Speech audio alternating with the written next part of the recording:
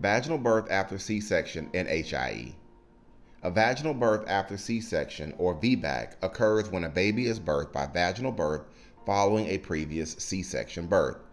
A VBAC can be fairly common and more people are opting for this type of delivery. In the case of an HIE diagnosis following an attempted VBAC, where problems can occur, for example, is when there is a uterine rupture. Uterine ruptures can, in rare instances, happen with an attempted VBAC. So, why a vaginal birth after a C-section? One reason why a vaginal birth might be attempted following a previous C-section is because future births may be in the forecast, and this prevents multiple future surgeries. Remember, a C-section is a surgery and has to be treated as such. This means that healing can be longer and requires typical surgery precautions. Secondly, for some mothers, a vaginal birthing experience is important to them, thus allowing them to dictate their birthing plan and experience. For certain mothers, holistic birthing experiences are paramount and bring joy and closeness to the experience. So now let's talk about a uterine rupture, VBAC, and HIE.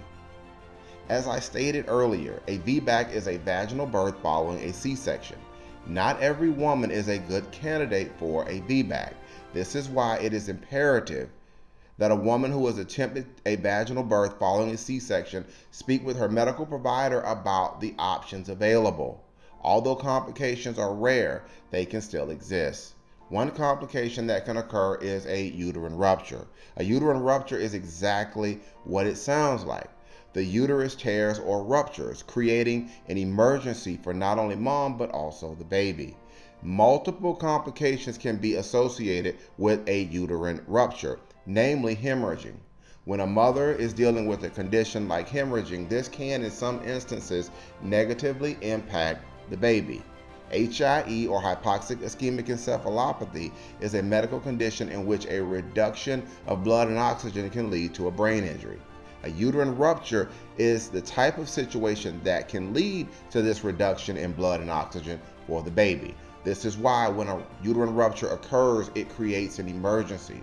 For many women, an emergency C-section is going to be called to deal with the rupture. This is why it is imperative, as I said again, for women to talk with their medical professionals before attempting a vaginal birth following a C-section. Not all women are good candidates to attempt a vaginal birth following a C-section, especially due to the risk of things like a uterine rupture. Thanks for listening from your friends at HIE Resource Place.